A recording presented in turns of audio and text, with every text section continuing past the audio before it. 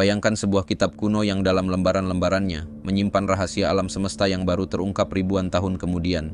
Bagaimana jika Al-Quran, kitab suci umat Islam, telah menyinggung konsep-konsep ilmiah jauh sebelum ilmu pengetahuan modern menemukannya? Al-Quran diturunkan lebih dari 1400 tahun yang lalu, bukan hanya sebagai petunjuk spiritual, tetapi juga mengandung isyarat-isyarat ilmiah yang menakjubkan.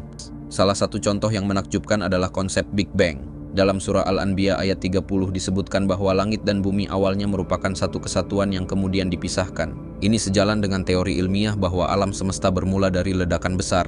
Selain itu, Al-Quran juga menyinggung tentang ekspansi alam semesta.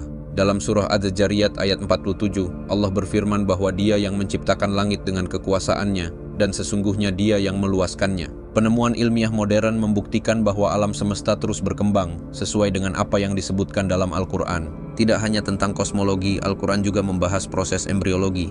Dalam surah Al-Mu'minun ayat 12-14, dijelaskan tahapan penciptaan manusia dari setetes mani hingga menjadi janin yang sempurna. Deskripsi ini sesuai dengan penemuan ilmiah tentang perkembangan embrio manusia.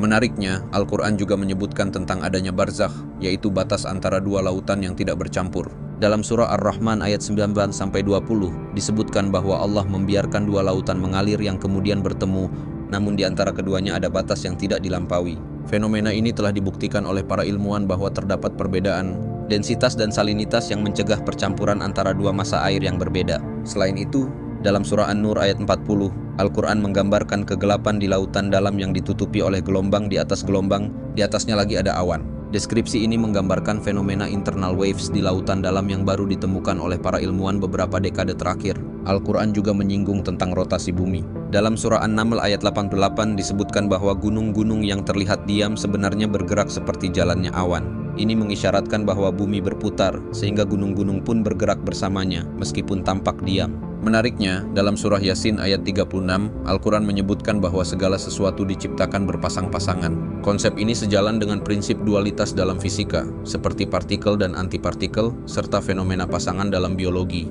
Selain itu, dalam surah Al-Hadid ayat 25, disebutkan bahwa Allah menurunkan besi yang memiliki kekuatan besar dan banyak manfaat bagi manusia. Menariknya, penelitian ilmiah menunjukkan bahwa besi di bumi berasal dari meteorit yang jatuh dari langit, sesuai dengan istilah diturunkan dalam ayat tersebut. Al-Quran juga menggambarkan bentuk bumi dalam surah An-Nazi'at ayat 30 dengan istilah dahaha, yang berarti memipihkan atau membentangkan. Dari berbagai bukti ini, kita melihat bahwa Al-Quran bukan hanya kitab spiritual, tetapi juga kitab yang selaras dengan ilmu pengetahuan. Isyarat ilmiah dalam ayat-ayatnya mengundang kita untuk merenungkan dan menyelami keajaiban alam semesta. Bagi umat manusia, ini adalah panggilan untuk memperdalam pengetahuan, memperkuat iman, dan menjembatani antara sains dan agama. Pertanyaannya sekarang, apakah ini kebetulan atau bukti bahwa Al-Quran adalah firman Sang Pencipta yang Maha Mengetahui?